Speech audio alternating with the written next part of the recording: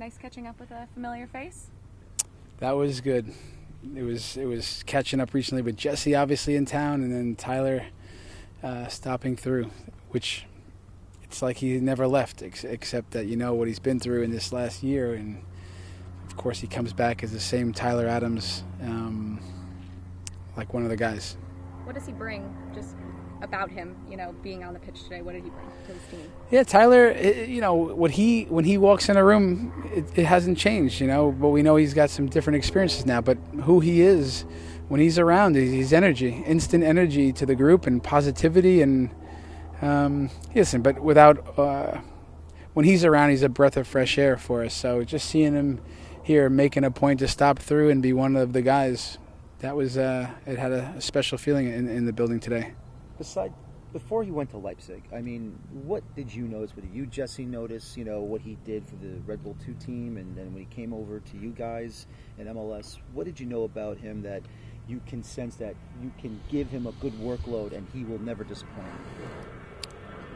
Well, I think that we all felt as time went on, and this was probably dates back to when he was a younger kid, younger than he is and was, but that when he was in the lineup, and whether it's training or games, that you felt like you couldn't lose that day.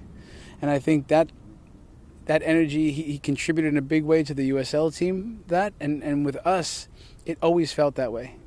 And I probably think if you look back, I mean, his winning record with him in is probably overwhelming, So, and then he went to Leipzig, and then look how they did when they got him. It might be true there, but we probably would say that in general, when Tyler's in the team, your odds go up of winning. His impact, the energy that he brings, not just the competitiveness, but the ability to sway games.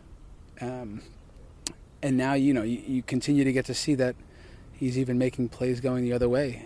He's developing even more. So he's got some special qualities there. Brad was out on the field, and the time that we saw he was on the side. Has he started training with you guys outside? How close is he getting? Yeah, look, he's done a lot of functional work in these last days, so he's very, very close. And today,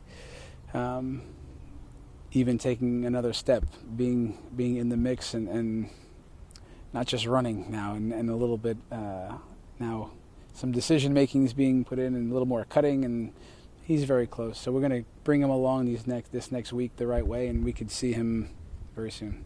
What's made Philly so special this year?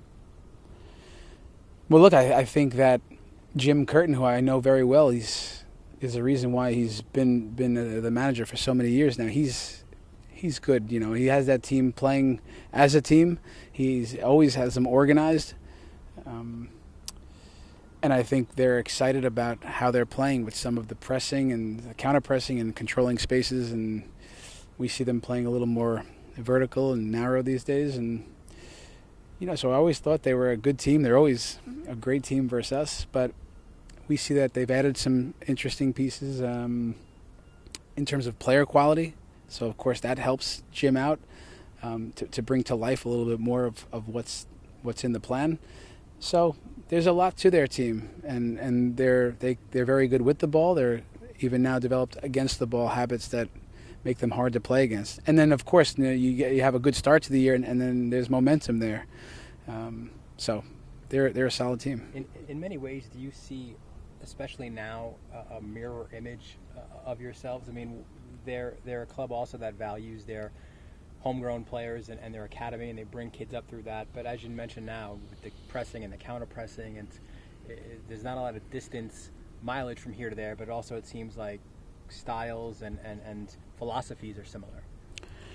Yeah, I would say that. I would say that's very true, that when you think about all the different styles of play in the league, that we're two of the more similar clubs, where some teams really look to make the field big and open spaces, and they can do that within games too. We can see that they can vary their tactics within games. So whether it's Ilsinho high and wide, and we've seen what they do, and they've done that against us. But within the two styles, we still are different enough. I mean, even we see some of their habits with the ball that even with Medunyan and how they use him, and how they use other tactics that we won't discuss now. But there's some differences there. But we certainly, with how we value young players, how we value verticality at times, how we, not even verticality, but even in narrow spaces, it's good to see. We love it. So it's good to see another team maybe embrace some of the similar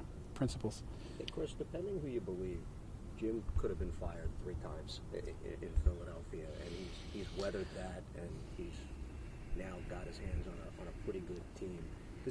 You knew him as a teammate. Does he have like the perfect personality to deal with a lot of that nonsense? Jim's got, I mean, if you know them the way that I do, he's a real competitor and he's a winner, but he's an incredible human being, and he's as real as they get. And he's got leadership skills. He keeps developing, and so much that goes into his team and his tactics. And there's a lot to Jim Curtin. It doesn't always come across. And I don't know. I almost think, Jimmy, you're downplaying it a little bit. But I was his teammate, so I know that there's a lot to Jim, and he's a real winner. So is he his personality? I mean, is it good for Philly? I think it's good for. He's a good manager. He's good with people, and he's got a lot of ideas. He's really intelligent, and the way he looks at the game, and he can clearly have guys that buy into what he's doing. He's a good leader. So in many ways, for me, it's easy to see why they've stuck with him. He's not just a nice guy that shows up and works hard. There's a lot to Jimmy Curtin, and it's good to see even now that they've added some pieces that even becomes something different he can work with. 2 more questions, guys. Chris, you guys have played Philadelphia probably more than any other team over the last 3 or 4 years with the Open Cup meetings and obviously the league, but a lot has changed since the last meeting. What do you maybe expect to be most challenging about this meeting coming up this weekend? It's a good question because every single time home and away, Philly's posed challenges for us. So we know that it's a derby match for them. It's close proximity. It means a lot. Always. Now we're really close in the standings. We're looking up at them right now. They are a team with a lot of confidence. They have confidence not only generally, but against us. They've had success in the past. So, and then of course that's normal. And now you throw on a little bit more of conflicting playing styles, no matter which way you shape it up.